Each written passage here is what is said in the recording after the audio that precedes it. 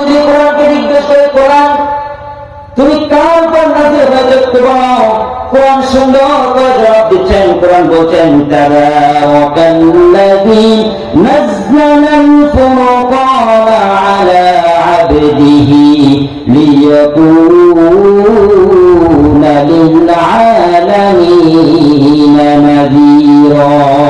জোরে বলুন আল্লাহু আকবার। কোরআন সুন্দর করে জবাব দিচ্ছেন, মহান আল্লাহ তাআলা আমাকে তো সেই ব্যক্তির উপর পাঠিয়েছেন যিনি হলেন মানব জীবনের শ্রেষ্ঠ ব্যক্তি, তিনি আর কেউ নয়, তিনি হলেন মহান আল্লাহ তাআলা একমাত্র শ্রেষ্ঠ নবী, শ্রেষ্ঠ বান্দা, তিনি হলেন জনাবে মুহাম্মদুর রাসূলুল্লাহ সাল্লাল্লাহু আলাইহি ওয়াসাল্লামের উপর আমাকে পাঠিয়ে দিয়েছে। আবার যদি আমরা কোরআনকে জিজ্ঞেস করি কোরআন বুঝলাম তুমি নবী মুহাম্মদের উপর এসেছো, কিন্তু তুমি কেন আসলে বলো, তোমার আসার পিছনে কারণটা কি? কোরআন সুন্দর করে জবাব দিচ্ছেন লিতুখরিজান নাসা মিনাজ-জুলুমাতি ইলান নূর। জোরে বলুন আল্লাহু আকবার। কোরআন সুন্দর করে জবাব দিচ্ছেন অন্ধকারে ঢেকে থাকা মানুষগুলোকে, নিকশ করে অন্ধকারে ঢেকে থাকা মানুষগুলোকে আলোর দিশা দেওয়ার জন্য আমি কোরআনের যুগের মধ্যে আসলাম।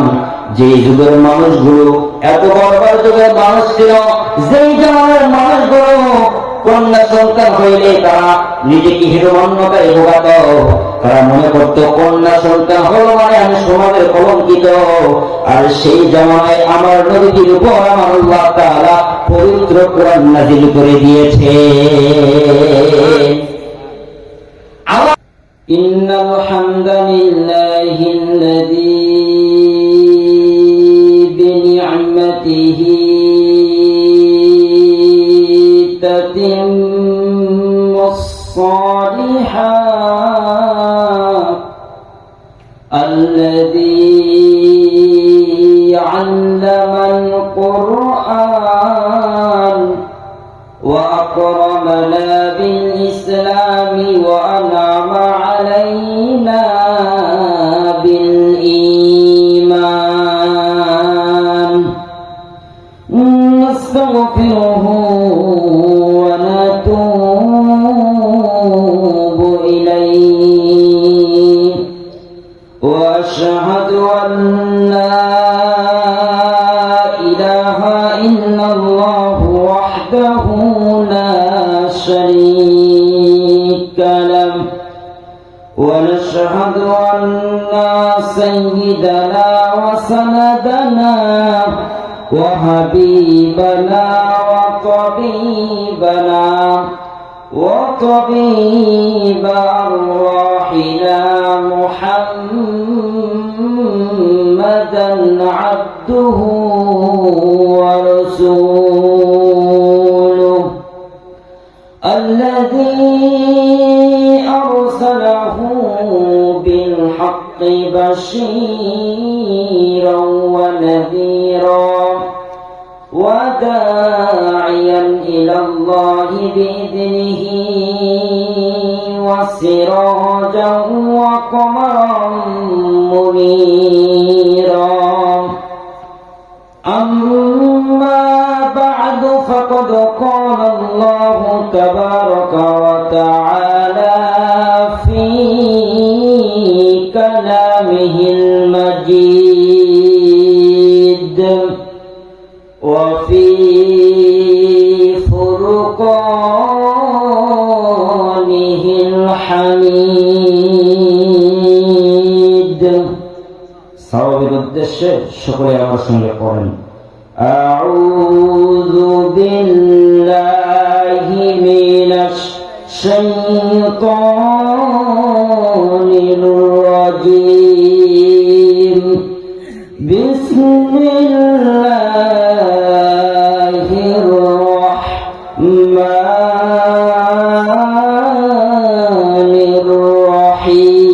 الرحيم. شهر رمضان الذي أنزل فيه القرآن إلى آخر آية. وقال تعالى إن الله وملائكته يصلون على النبي يا أيها الذين آمنوا صلوا عليه وسلموا تسليما. اللهم صل على سيدنا مولانا محمد وعلى آل سيدنا.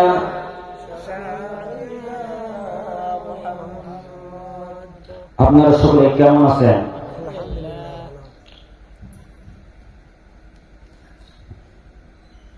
বিরাট তাফসীরুল কোরআন ওয়াজ মাহফিল, স্থান জগদীশপুর সর্দার পাড়া জামে মসজিদ প্রাঙ্গণ।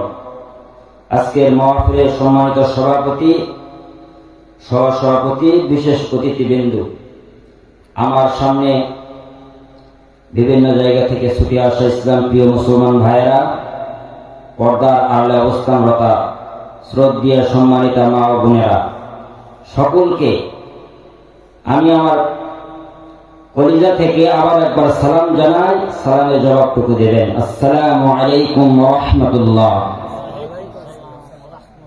আমরা আলোচনার শুরুতেই শুকরিয়া আদায় করছি সে রব্বে কারীমের, যে আল্লাহ সুবহানাহু ওয়া তাআলা আমাদেরকে দুনিয়ার সমস্ত মায়াজার আর বেরাজার থেকে ফারেক করে, যে আল্লাহ সুবহানাহু ওয়া তাআলা আমাদেরকে সুস্থতার মতো একটা নিয়ামত দান করে রাসূলের ভাষায় জান্নাতের বাগানে এসে কিছু কথা বলবার এবং শুনবার তৌফিক দান করলেন। সে রব্বে কারীমের আলিশান দরবারে বুকের শক্তিটা মুখে এনে উচ্চ আওয়াজে উচ্চ কণ্ঠে সকলে একবার কালিমাত শুকরিয়া আদায় করছি। সকলেই পড়ছি আলহামদুলিল্লাহ।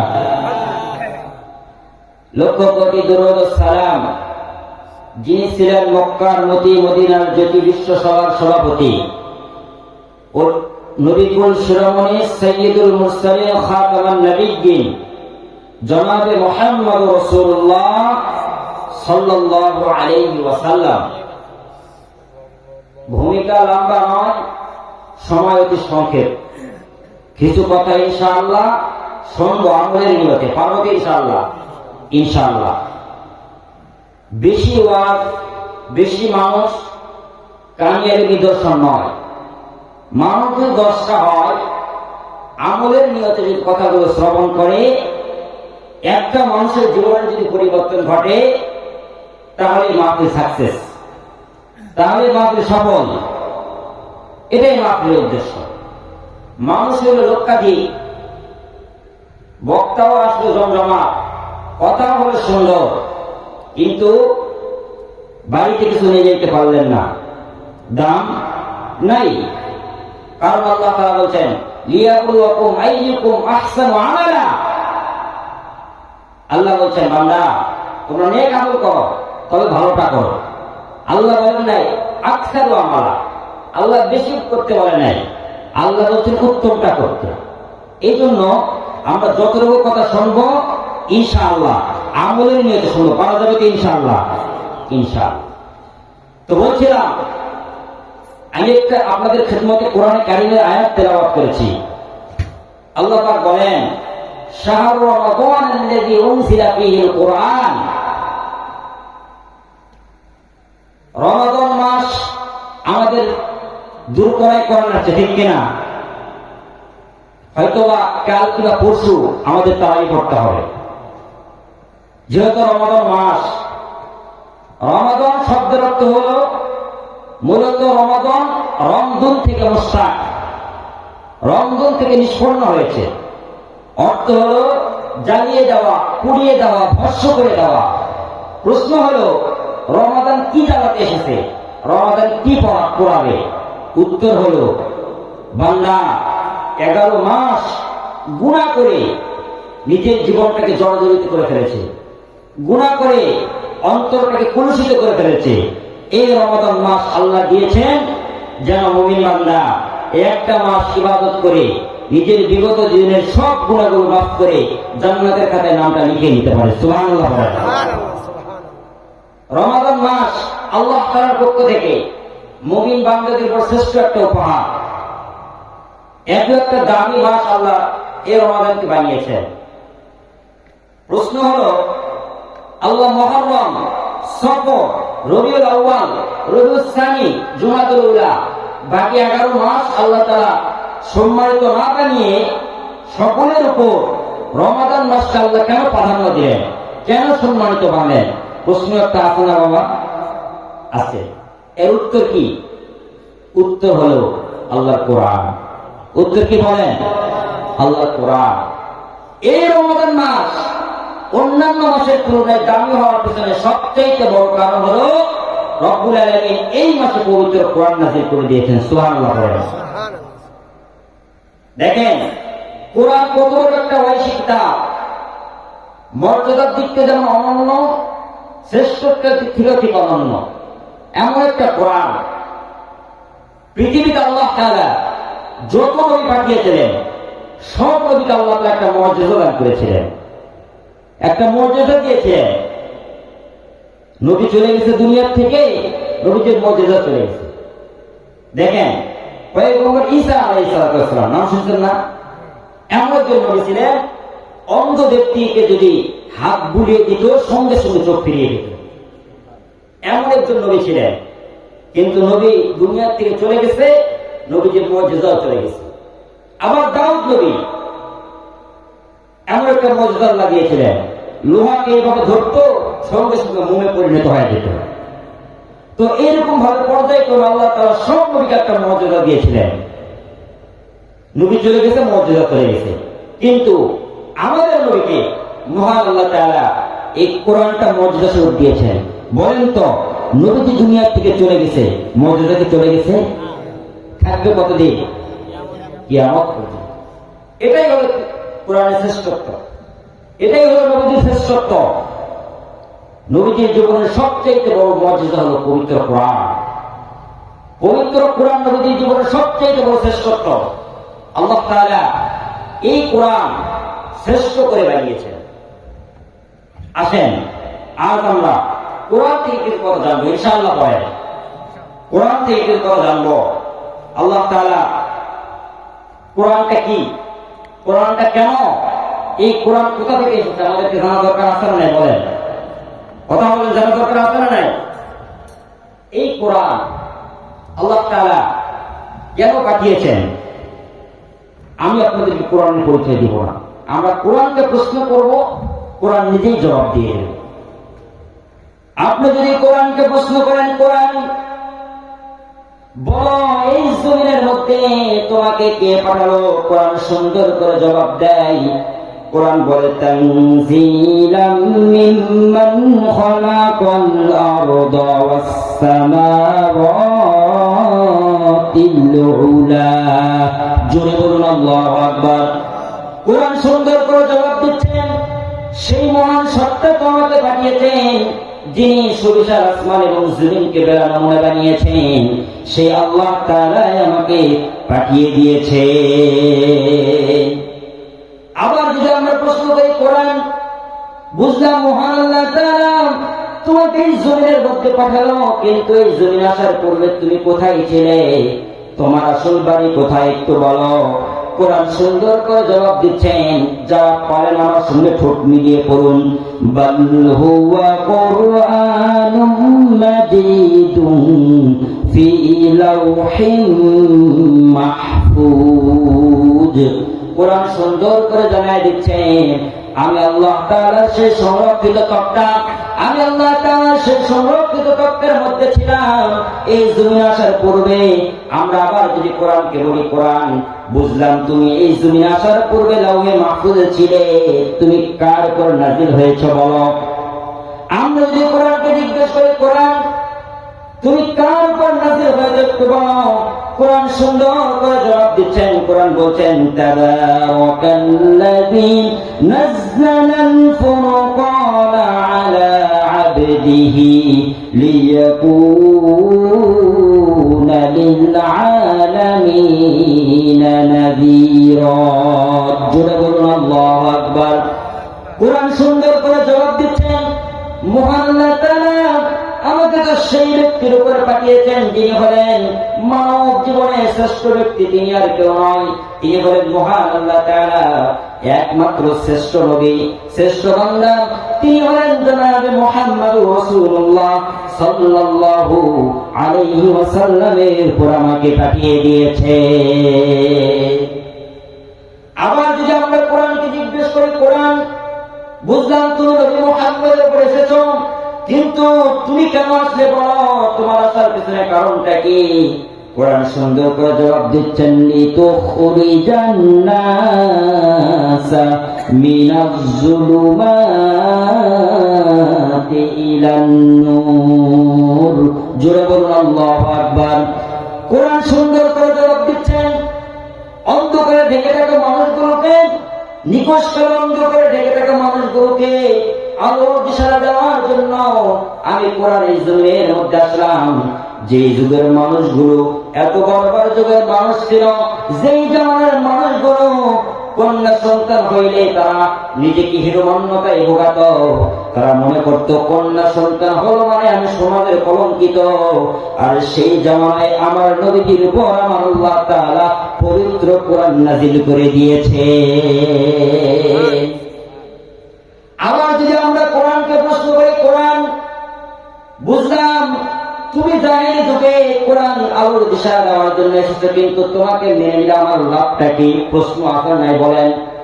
আমরা যদি কোরআনকে প্রশ্ন করি, কোরআন তোমাকে যদি আমি মেনে নেই তাহলে আমার লাভটা কি হবে? আমাকে একটু বলে দাও। কোরআন সুন্দর করে জবাব দিচ্ছেন, ফামান তাবিয়া হুদায়া ফালা খাউফুন আলাইহিম ওয়ালা হুম ইয়াহজানুন। বান্দা যদি কোরআনটা মেনে নাও, তোমাদের চিন্তাও থাকবে না, ভয় থাকবে না। কিসের চিন্তা থাকবে না? শোনেন, যদি আপনি কোরআনটা মেনে নেন তাহলে আপনার খাবারের চিন্তা থাকবে না, বস্ত্রের চিন্তা থাকবে না, বাসস্থানের চিন্তা থাকবে না। সব সমস্যার যিনি সমাধান আসমান থেকে করে দেবেন, সকলেই বলেন তিনি কে? বুঝলাম রব্বুল আলামিন আমাদের চিন্তা থাকবে না, কিন্তু ভয় থাকবে না। কিসের? একটু আপনি বলে দেন। আল্লাহ রাব্বুল আলামিন বললেন, বান্দা যদি কোরআনটা মেনে নাও, যদি কোরআন তোমার সমাজের মধ্যে বাস্তবায়ন করো, যদি কোরআন তোমার পরিবারের মধ্যে বাস্তবায়ন করো, কোরআন যদি তোমার রাষ্ট্রের মধ্যে বাস্তবায়ন করো, তাহলে বান্দার সনদ চুরির ভয় থাকবে না, বান্দার সনদ খুনের ভয় থাকবে না, বান্দার সনদ ডাকাতির ভয় থাকবে না। এই কোরআন যদি মেনে নাও, একটা সুশীল সমাজ গঠিত হবে। এই কোরআন যদি সমাজে আসে, সেই সমাজটা সোনালী সমাজ হয়ে যাবে। একটা কোরআন যদি রাষ্ট্রের মধ্যে আসে, সেই রাষ্ট্রটা সোনালী রাষ্ট্রে পরিণত হয়ে যাবে। সুবহানাল্লাহ। তাহলে বলেন কোরআন মানার দরকার আছে না? বলেন আছে। আবার যদি আমরা কোরআনকে জিজ্ঞেস করি, কোরআন দুনিয়ার মানুষকে বই লেখে, একটা বই লেখার পর যারা বই পড়তে অভ্যস্ত তাদেরকে জিজ্ঞেস করবেন যে যারা বই পড়ে তারা বইয়ের শুরুতে লেখক লিখে দেয়, সম্মানিত পাঠক আর পাঠিকা যারা আমাদের বই পড়বেন, আমাদের যদি ভুল হয় তাকে আমাদের অবশ্যই জানিয়ে দেবেন, কারণ আমরা মানুষ দুর্বল। এমন প্রশ্ন আপনারা বলেন লেখে, কিন্তু আল্লাহ তাআলা যে কোরআন নাযিল করেছেন, বলেন তো এমন কথা লিখছেন কিনা? লিখছেন? বলেন লিখছেন? লেখেন নাই। কারণ আল্লাহ কোরআনে ভুল আছে নাকি?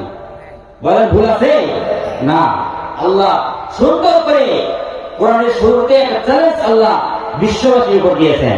আল্লাহ বলেছেন, যালিকাল কিতাব লা রাইবা ফীহ, এই কিতাবের মধ্যে কোনো ভুল নাই, কোনো সন্দেহ নাই, কোনো সংশয় নাই। আল্লাহু আকবার।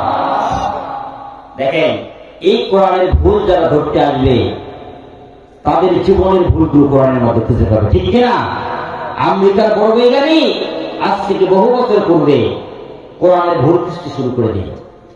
ভুল খুঁজতে খুঁজতে একটা পর্যায়ে গিয়ে সে দেখতে পেল কোরআনে তো ভুল পাই নাই, বরং নিজের জীবনের ভুলগুলো কোরআনের আয়নায় ধরা পড়ে গেল। তিনি সঙ্গে সঙ্গে কোরআনের কাছে সিলেন্ডার হয়ে কালেমা পুরো মুসলমান হয়ে গেছে। সুবহানাল্লাহ। এই জন্য কোরআনের কোথাও ভুল পাবেন না। আমরা তো বাংলাদেশে বসবাস করি, আমরা তো বাংলা ভাষাভাষীর মানুষ, আমরা তো কোরআনের ভুল ধরতেই পারবো না। আমাদের যতটুকু ব্যাকরণ সম্পর্কে জানা আছে তার চাইতে বেশি কিন্তু সৌদি আরবের মানুষের জানা আছে, ঠিক কিনা বলেন? তারা কিন্তু আরবি ভাষাভাষীর মানুষ। আমার নবীর যুগে সেই সময় মানুষ বেশি বেশি সাহিত্য চর্চা করত। সেই সময়ের মানুষগুলো কোরআন নিয়ে বেশি রিসার্চ করত। সেই সময়ের মানুষরা আল্লাহ রাব্বুল আলামিন যখন কোরআন নাযিল করলো, সেই যুগের মানুষগুলো বলতেছিল, নবী মুহাম্মদ তুমি নিজে নিজে বানিয়ে বানিয়ে আমাদেরকে কোরআন শোনাও, তুমি তোমার বাপ দাদা থেকে হয়তো বা কোরআন পেয়েছো। কিন্তু রাব্বুল আলামিন তাদের কথার জবাবে সুন্দর করে পবিত্র কোরআনের চ্যালেঞ্জ একটা দিয়েছেন। আল্লাহ রাব্বুল আলামিন পবিত্র কোরআনে বলেন, ওয়া ইন কুনতুম ফি রাইবিন মিম্মা নাযালনা আলা আবদিনা ফাতু বিসূরাতিন মিন মিথলি। জুড়ে বলুন আল্লাহু আকবার। রব্বুল আলামিন সুন্দর করে জানিয়ে দিলেন, দুনিয়ার মানুষেরা তোমরা যারা বলো নবী মুহাম্মদ নিজে নিজে বানিয়ে বানিয়ে কোরআন বলে, তোমাদের আমি আল্লাহ চ্যালেঞ্জ দিয়ে দিলাম, যদি পারো একটা কোরআন বানাও, বলেন তো পারছে? আল্লাহ বলছেন একটা সূরা বানাও, বলেন তো পারছে নাকি? তারা পারে নাই, আপনারা কেন বললেন তারা পারে নাই? আল্লাহ রাব্বুল আলামিন আবার পরে এত সুন্দর করে জানিয়ে দিলেন, ফা ইল্লাম তাফআলু ওয়া লাম তাফআলু, তারা পারে নাই আর কখনো পারবেও না। বলেন তো কোরআন কার পক্ষে বানানো সম্ভব? চলে বলেন কার পক্ষে বানানো সম্ভব? কেউ কোনদিন কোরআন বানাতে পারবে না, কারণ কোরআন হলো এমন একটা দামি কিতাব। আল্লাহ রাব্বুল আলামিন তার নবীকে জানিয়ে দিলেন, নবী আপনার উম্মত যেন দুইটা জিনিস পেয়ে খুশি থাকে। এক নাম্বার হলো ইসলাম পেয়ে যেন খুশি হয়ে যায়, দুই নাম্বার হলো আল্লাহর কোরআন পেয়ে যেন খুশি হয়ে যায়। বলেন তো ইসলাম পেয়ে খুশি না বাবা? বলেন খুশি না বাবা? কোরআন পেয়ে খুশি না বাবা? খুশি। এই জন্য কোরআন আল্লাহ তাআলা আমাদেরকে দিয়েছেন এই উম্মতের জন্য, যেন আমরা সত্য মিথ্যার মধ্যে পার্থক্য করতে পারি, ঠিক কিনা? দেখেন কোরআনটা কত দামি। আমি যে আপনাদেরকে বুঝাইলাম, এই সামনে রমাদান আসতেছে, এই রমাদানটা দামি হয়েছে কোরআনের কারণে। আর কোরআনটা কত দামি দেখেন, আমার শরীরে মনে করেন 200 টাকা গদের কাপড়, আপনার শরীরে মনে করেন 500 টাকা দামের কাপড় আছে। বলেন তো আপনার পায়ে যদি আপনার শরীরের কাপড়ে যদি কখনো পা লেগে যায় আপনি চুমু খান? বলেন চুমু খান? কখনো চুমু খেলেন না। কিন্তু সামান্য 30 টাকা গদের কাপড়ের দ্বারা যদি একটা জুজদান তৈরি করেন, ভুলে যদি পা লেগে যায় সঙ্গে সঙ্গে চুমু খান কি খান না? জোরে বলেন খান কি খান না? যদি প্রশ্ন করি আপনার শরীরের দামি কাপড়ে চুমু খেলেন না, কিন্তু সামান্য 30 টাকা গজের কাপড়ে পা লাগলো চুমু খেলেন, তার কারণটা কি? আপনি জবাব দিলেন, হুজুর ওই 500 টাকা গজের কাপড়ে আল্লাহর কোরআন লাগে নাই, কিন্তু 30 টাকা গজের কাপড়ের মধ্যে আল্লাহর কোরআন লাগার কারণে কাপড়ের দাম বৃদ্ধি পেয়েছে, ঠিক কিনা? আবার যদি আপনার প্রশ্ন করি, ভাই আপনার বাড়িতে দামি দামি ফার্নিচার রয়েছে, দামি দামি কাঠের খাট রয়েছে, এই কাঠের খাটগুলোতে আপনার পা লাগে, কখনো ইজ্জত দেখালেন না, কখনো অসম্মান করলেন না। কিন্তু সামান্য কদমে একটা কাঠ দ্বারা যদি আপনি একটা রেহাল তৈরি করেন, আর সেই রেহালের মধ্যে যদি আপনার ভুলেও পা লেগে যায়, বলেন তো চুমু খান কি খান না? প্রশ্ন হলো, আপনার বাড়িতে দামি দামি কাঠের খাট দ্বারা আপনার বাড়িতে রয়েছে, সেই খাটের মধ্যে পা লাগলো, কখনো চুমু খেলেন না, কিন্তু সামান্য একটা কদমের কাঠ এটা আপনার পা লাগলো, তারপরে চুমু খান কেন?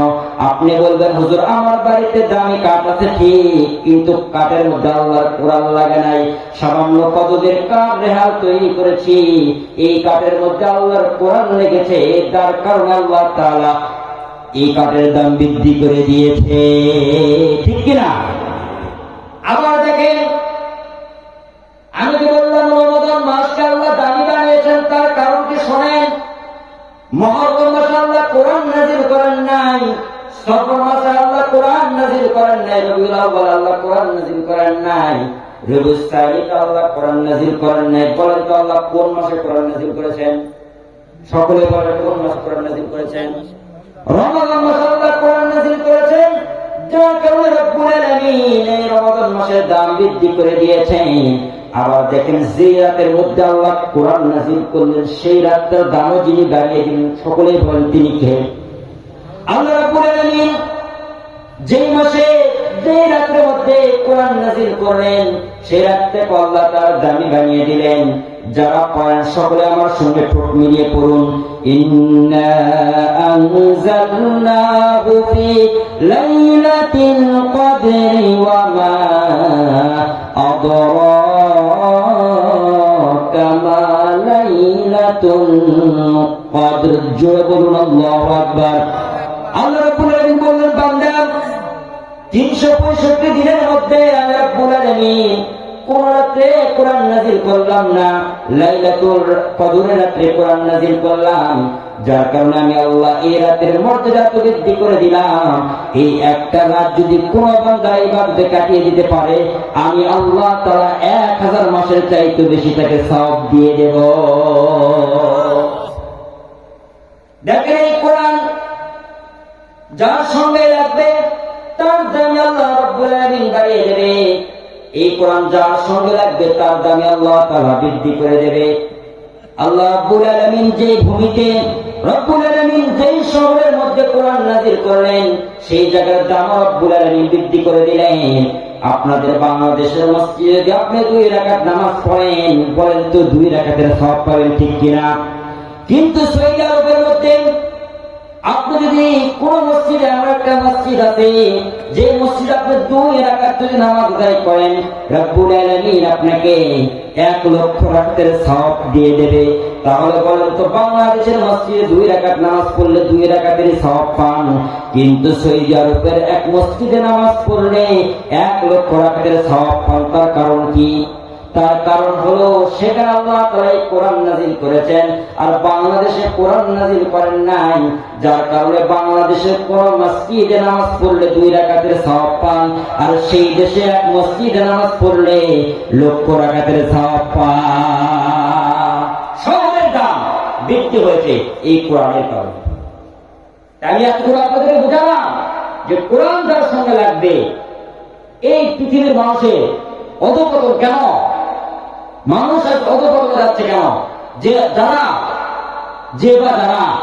এই কোরআনকে নিজের জীবন থেকে মাইনাস করে ফেলবে, আল্লাহ তাআলা তার জীবনকে সংকীর্ণ করে দেবে। কোরআন যারা ধরবে, যে জাতি কোরআন ধরবে, দেখেন গোটা পৃথিবীতে মাত্র 90 লক্ষ ইহুদি। গোটা পৃথিবীতে কয় লক্ষ ইহুদি? 90 লক্ষ ইহুদি। আর পৃথিবীতে এত মুসলমান থাকা সত্ত্বেও আজ গোটা পৃথিবী কন্ট্রোল করতেছে ইহুদির বাচ্চারা। তার কারণ কি? তার কারণ হলো আমরা মুসলমান কোরআন থেকে বিমুখ হয়ে গেছি। আজ যদি কোরআন শাসন থাকতো, আজ যদি কোরআনকে আমাদের সিনার মধ্যে ধারণ করতাম, তাহলে কোন বেঈমানের বাচ্চা আমাদের উপর চোখ রাঙিয়ে কথা বলার সাহস পেত না। এই জন্য কোরআন থেকে আমরা বিমুখ হয়ে গেছি।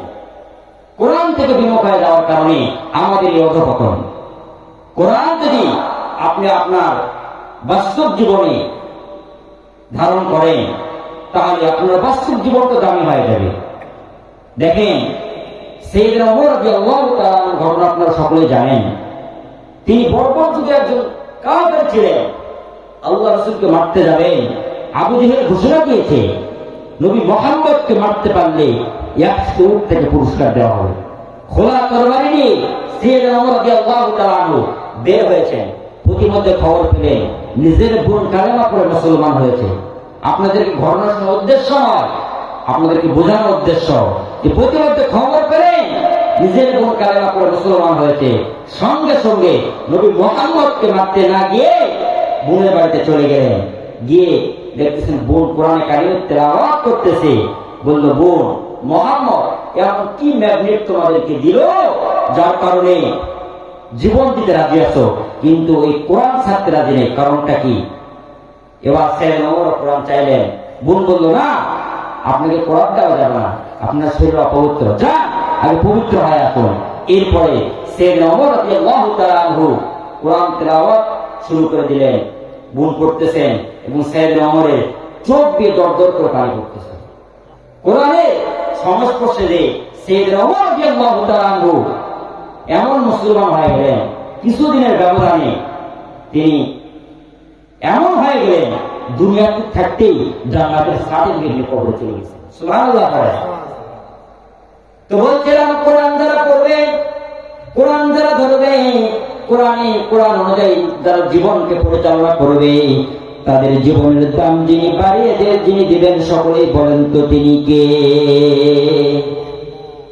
আজ যদি আমাদের দেশের মধ্যে কোরআনের শাসন থাকতো তাহলে মানুষগুলো চুরি করতে পারতো না, মানুষগুলো ছিনতাই করতে পারতো না, মানুষগুলো রাহাজানি করতে পারতো না।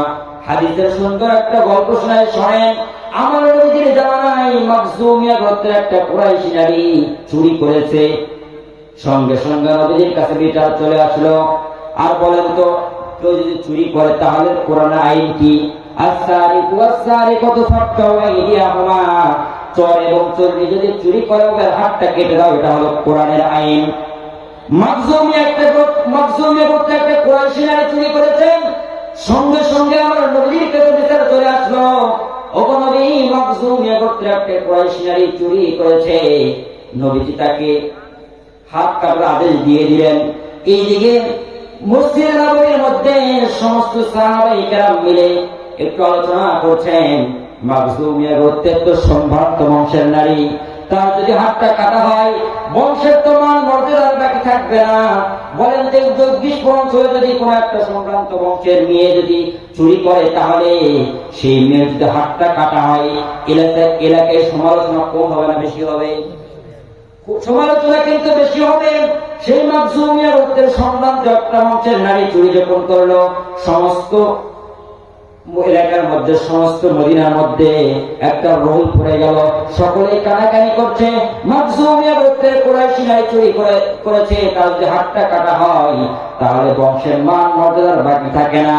এবার সাহাবায়ে কেরাম মসজিদে নববীতে এবার তারা আলোচনা করছেন। কিন্তু নবীজিকে একটু গিয়ে বলতে হবে, নবী একটু এই নারীর ব্যাপারে শীতলতা করেন, এই নারীকে একটু সহলত দেন, এই নারীর বিচারটা একটু হালকা করেন। এই কথা নবীজিকে গিয়ে বলবে কারো সাহস নেই। জ্ঞানবৃদ্ধ সাহাবী সাইয়েদনা আবু বকর সিদ্দিক রাদিয়াল্লাহু তাআলা আনহু উসামা ইবনে যায়েদ রাদিয়াল্লাহু তাআলা আনহুকে বললেন, ওগো উসামা, নবীজি তো তোমাকে খুব বেশি ভালোবাসে, তুমি নবীজির কাছে চলে যাও, নবীজির কাছে গিয়ে বলো, ওগো নবীজি, আপনি যার হাত কাটার আদেশ দিয়েছেন সে তো সম্ভ্রান্ত একটা বংশের নারী, তার যদি হাতটা কাটা হয় বংশের মান মর্যাদা বাকি থাকে না, তাকে একটু সহলত দেন, একটু সহজ করে দেন। এবার উসামা ইবনে যায়েদ রাদিয়াল্লাহু তাআলা আনহু আমার নবীজির কাছে চলে গেলেন। আমার নবীজির কাছে যাওয়ার পর আমার নবীজিকে ডেকে বললেন, ওগো নবী, আপনাকে একটা কথা বলতে চাই। আমার নবীজি বললেন, উসামা, কি বলতে চাও বলো। এবার উসামা ইবনে যায়েদ রাদিয়াল্লাহু তাআলা আনহু বলছেন, নবী, যে মহিলার ব্যাপারে আপনি হাত কাটার আদেশ দিয়েছেন, মহিলা তো সম্ভ্রান্ত বংশের, এই মহিলার বিচারটা একটু শীতল করা যায় নাকি? এই কথা যখন আমার নবী শুনলেন, সঙ্গে সঙ্গে মাথার মধ্যে আসমান পড়ার উপক্রম হয়ে গেল। আমার নবী সঙ্গে সঙ্গে মসজিদে নববীর মেম্বর আরোহণ করলেন। নবীজি মসজিদে মেম্বর আরোহণ করার পর সমস্ত সাহাবায়ে কেরামের উদ্দেশ্যে ভাষণ দিলেন, ও আমার সাহাবায়ে কেরাম, আপনাদের কিভাবে দুঃসাহস হয় আল্লাহর আইনের বিরুদ্ধে কথা বলার, যেখানে আল্লাহ তাআলা নিজে বলেছেন, আস-সারিকু ওয়াস-সারিকাতু ফাক্তু আইদিয়াহুমা, চোর এবং চোরনি যদি চুরি করে উভয়ের হাতটা কেটে দাও, ওটা হলো কোরআনের বিধান। তোমরা কিভাবে আল্লাহর আইনের বিরুদ্ধে কথা বলো? ওগো সাহাবায়ে কেরাম, শুনে নাও, আর যদি মাখজুমিয়া গোত্রের কুরাইশি নারী চুরি না করে আমার কলিজার টুকরা মেয়ে ফাতেমাও চুরি করত, আমি বাবা হয়ে জল্লাদকে হাত কাটার আদেশ দিতাম না, বরং আমি বাবা হয়ে নবী মুহাম্মদ নিজেই আমার মেয়ের হাতটা কেটে দিতাম। আল্লাহু আকবার। নবীজি বিচার ব্যবস্থা কেমন ছিল? নবীজি বিচার ব্যবস্থা কেমন ছিল? কিন্তু আমাদের দেশে নেতাদের বিচার ব্যবস্থা কেমন? নেতা চামচা ফেন্সিলের কাছে ধরা পড়ছে, একটা ফোন করে দেয়, আমার লোক ছেড়ে দাও, সঙ্গে সঙ্গে ছেড়ে দেয়, আবার এসে দিদার অপরাধ, ঠিক কিনা? এমন ব্যক্তি আমাদের সমাজের বিচার ব্যবস্থা হলো এমন, আর আমার নবীজির বিচার ব্যবস্থা হলো এমন। কোন স্বজনপ্রীতি আমার নবীজি করতেন না, আমার নবীজি কখনো স্বজনপ্রীতি করতেন না। তাহলে বলেন, এই কোরআন যদি আমরা মানি, কোরআন যদি আমরা ধরি, সমাজে শান্তি ফিরে আসবে কি আসবে না? সকলে বলেন, আসবে কি আসবে না? এই জন্য কোরআন থেকে বিমুখ হয়ে যাবেন না। আসেন এই কোরআনের কিছু বৈশিষ্ট্য আমরা জেনে নিই। কোরআন এমন একটু দামি কিতাব, দেখেন পৃথিবীতে এমন কোন বই আপনি খুঁজে পাবেন না যে বইটা সবসময় পড়া হয়। সুবহানাল্লাহ বলেন। এমন কোন বই আপনি খুঁজে পাবেন না যে 24 ঘন্টায় সেই বইটা পড়া হয়, এমন কোন বই আপনি খুঁজে পাবেন না। কিন্তু শুধুমাত্র কেবলমাত্র একমাত্র আল্লাহর কোরআন, যে কোরআনটা অনবরত 24 ঘন্টায় পড়া হয়। সুবহানাল্লাহ বলেন। তাহলে প্রশ্ন হতে পারে যে কোরআন 24 ঘন্টা কিভাবে পড়া হয়? তাহলে দেখেন, যারা বোঝেন এখানে আধুনিক গতির ফলে পৃথিবী ঘূর্ণয়মান। আমাদের বাংলাদেশের সময় এখন কয়টা সময়? এখন 7টা বেজে, ঠিক আছে কি 8টা বেজে 15 মিনিট। 8টা 15 মিনিট বাংলাদেশে, সেই জায়গায় 3 ঘন্টা লেট। আমার অন্য দেশ থেকে আরেক 1 ঘন্টা লেট। তাহলে বাংলাদেশের মানুষ যে সময় বসে মাহফিল শুনতেছে, কোন কোন দেশের মানুষ এই সময় আজান দিচ্ছে, ঠিক কিনা? আবার আজান হলে মুসলমান কি করে বলেন? নামাজ আদায় করে। নামাজে যে বই থেকে পড়া হয় বইটার নাম কি? আল কোরআন।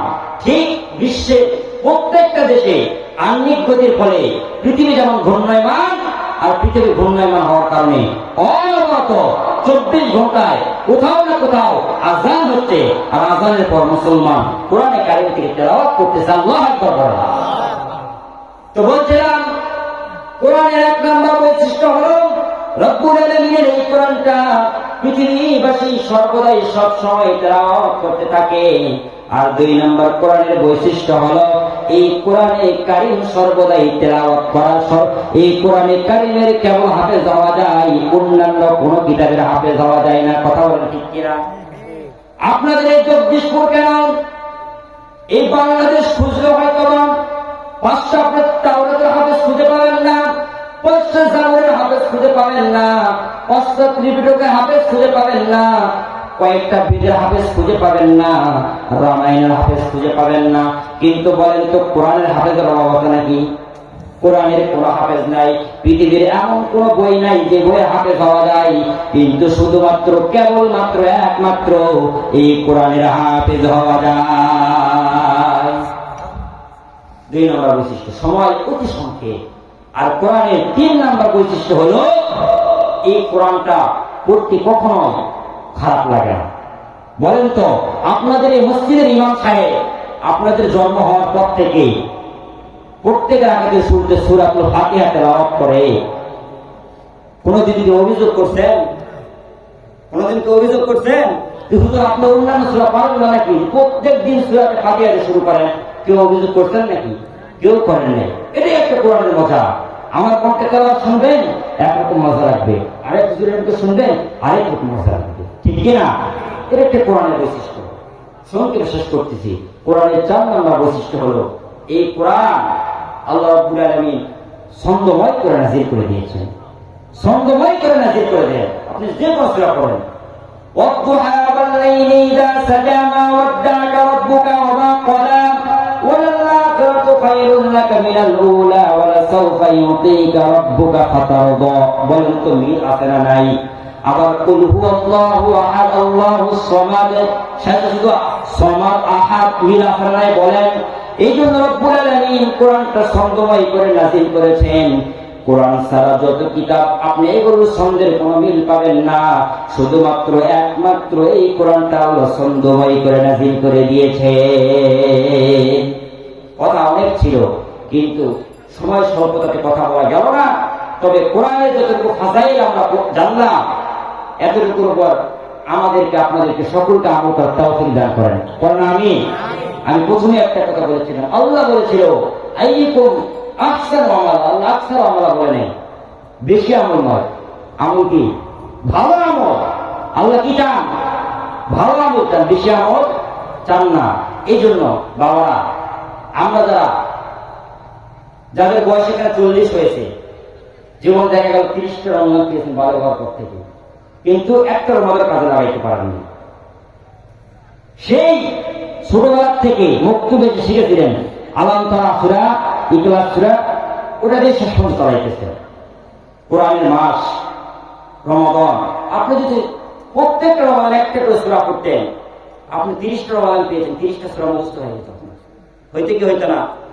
কিন্তু দেখা গেল 30টা রমাদান পাইলেন, কিন্তু সেই ছোটবেলায় 5টা সূরা পারেন, 5টা সূরা দিয়ে চলতেছে। আপনাদেরকে আকুল আহ্বান জানাবো, করজোর অনুরোধ করবো, এই রমাদান দ্বারা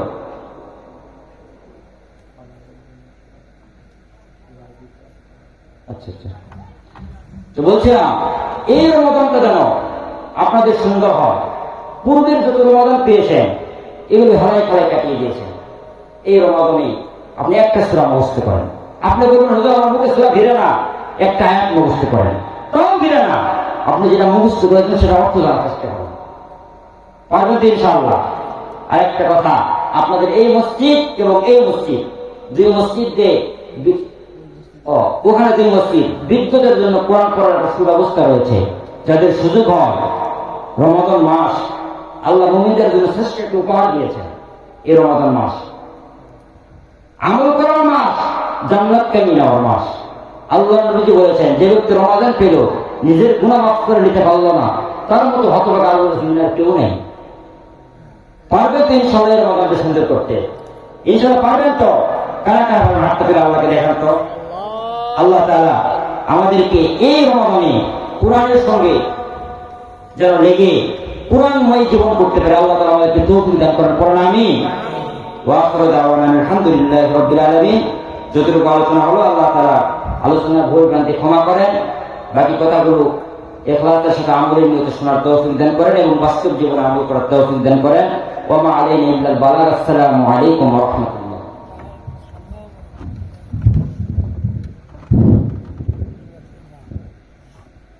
মাশাআল্লাহ, জাযাকাল্লাহ। আমাদের এই মহোদয় মজলিসের তৃতীয় মেহমান সুন্দর বয়ান করেছেন। কোরআন এবং হাদিস থেকে আমরা তা শুনে আমল করার চেষ্টা করব ইনশাআল্লাহ। আমাদের মাঝে এই মুহূর্তে উপস্থিত হয়েছেন আমাদের কুরবান আলী পীর সাহেব হুজুর রহমাতুল্লাহি আলাইহির সুযোগ্য দৌহিত্র। তিনি আপনাদের সঙ্গে কিছু মূল্যবান কোরআন এবং